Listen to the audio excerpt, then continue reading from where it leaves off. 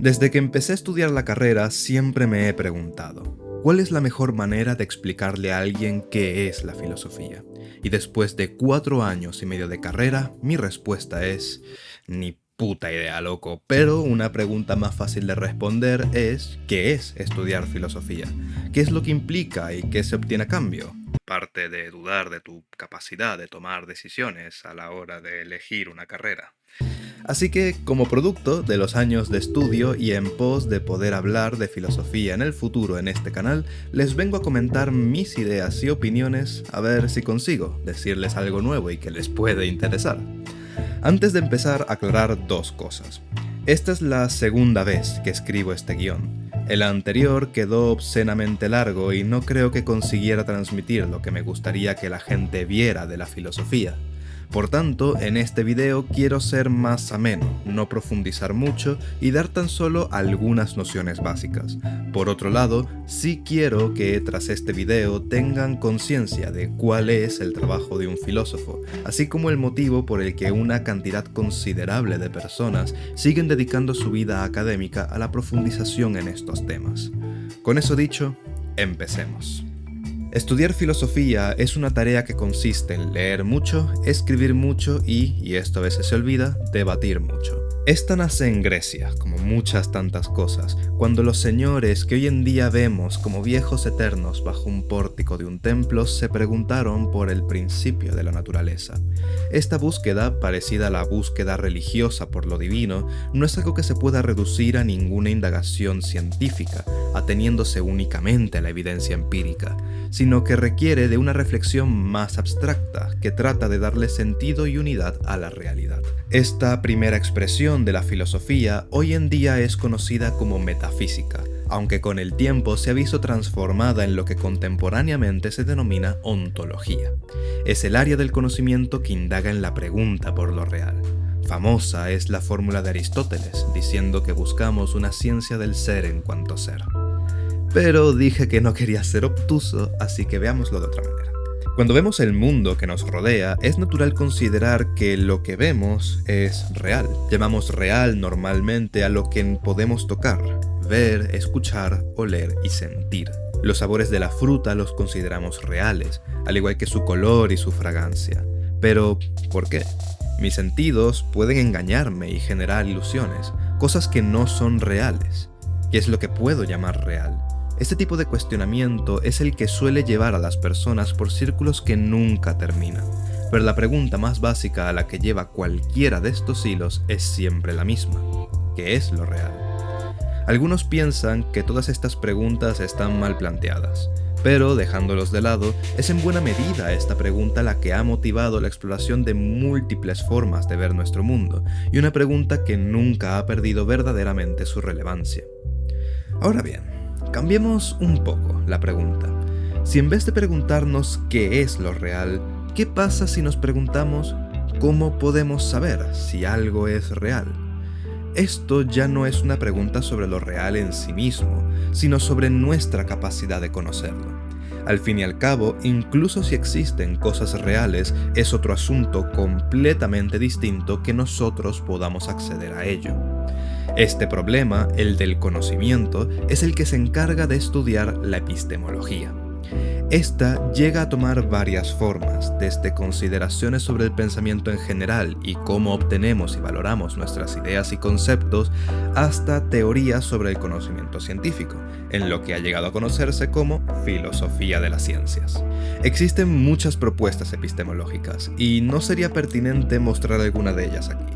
La pregunta sobre el conocimiento es una que se ha desarrollado no en elegantes y simples teorías, sino en complejas redes de conceptos que solo en conjunto cobran sentido. Libros y libros se han escrito sobre epistemología, pero ya va siendo hora de pasar a lo siguiente. Después de la metafísica y de la epistemología viene la ética. Decir, de paso, que el orden que estoy usando es arbitrario, pero representa el que considero es el orden de las reflexiones desde las más básicas a las más complejas, pero eso no significa que unas sean fáciles y otras sean difíciles. La ética, ahora sí, es el área de estudio filosófico de la moral y el debido comportamiento humano. Pretende ofrecer principios a partir de los cuales normar la acción humana para que ésta siempre sea correcta a partir de una serie de valores que se desean proteger, ya sea la dignidad humana, algún valor social o el propio interés. Existen muchas teorías éticas, pero todas ellas se preguntan sobre lo mismo. ¿Qué es lo bueno? ¿Tienen las personas un deber universal con el que deben cumplir? Si me hacen daño, ¿tengo manga ancha para hacer yo daño a otros?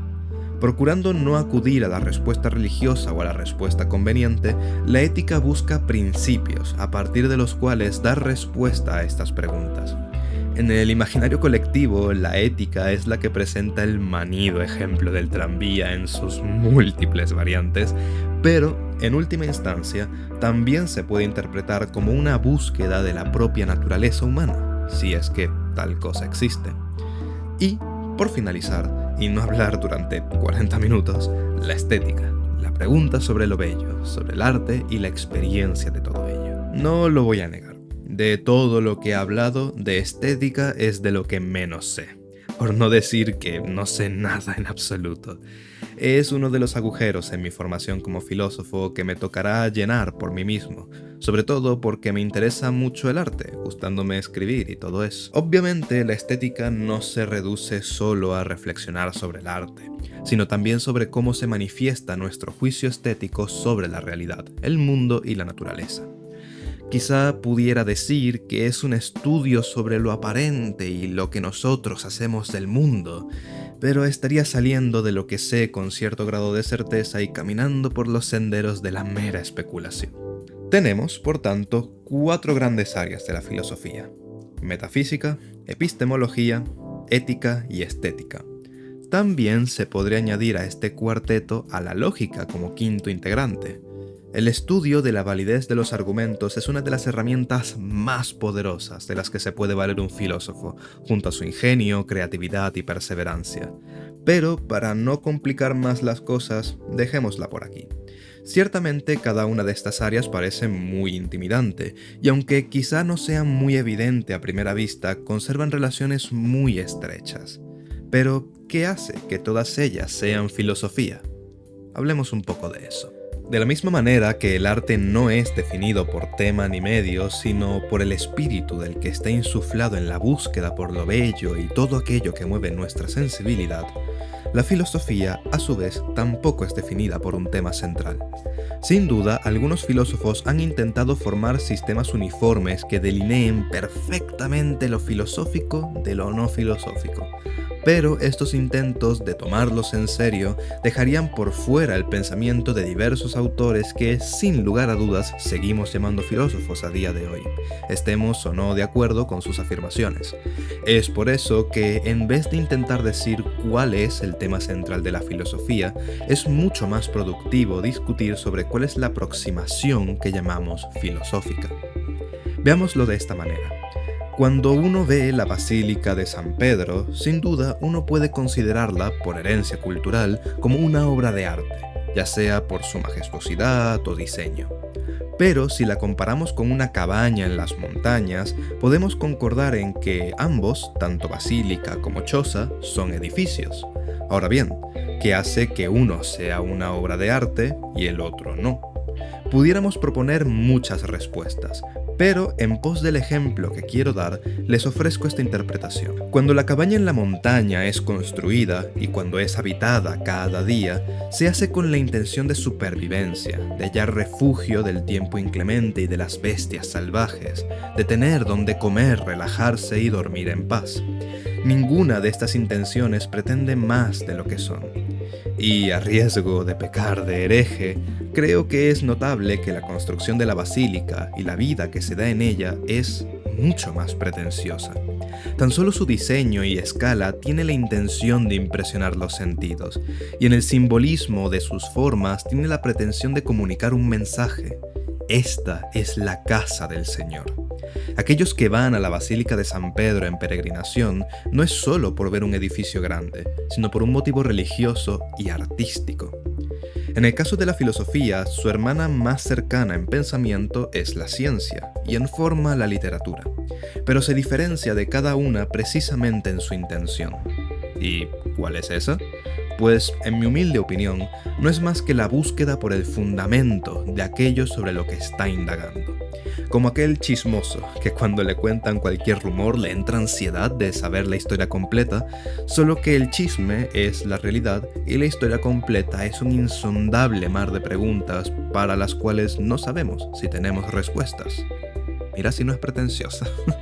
Es esta búsqueda por conocimiento del fundamento lo que diferencia a la filosofía de cualquier otra disciplina. Preguntar por qué los seres vivos necesitan nutrirse es biología, pero preguntar qué hace que un ser vivo sea un ser vivo es filosofía.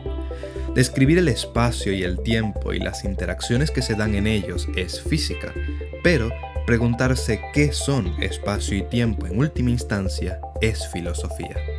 Tanto el autor como el lector tienen la intención de navegar en aguas turbulentas y confusas en pos de hallar respuesta a sus preguntas. E incluso si no las terminan consiguiendo, el propio ejercicio de pensar, leer y escribir es ya en sí mismo parte del oficio filosófico. Lo cual nos lleva a nuestro último punto, que es estudiar filosofía. Nótese que la pregunta no es ¿cómo es estudiar filosofía? No tengo la intención de hacerles un resumen de la carrera, al menos no por esta vez. Quizás en un futuro video les pueda contar más de eso.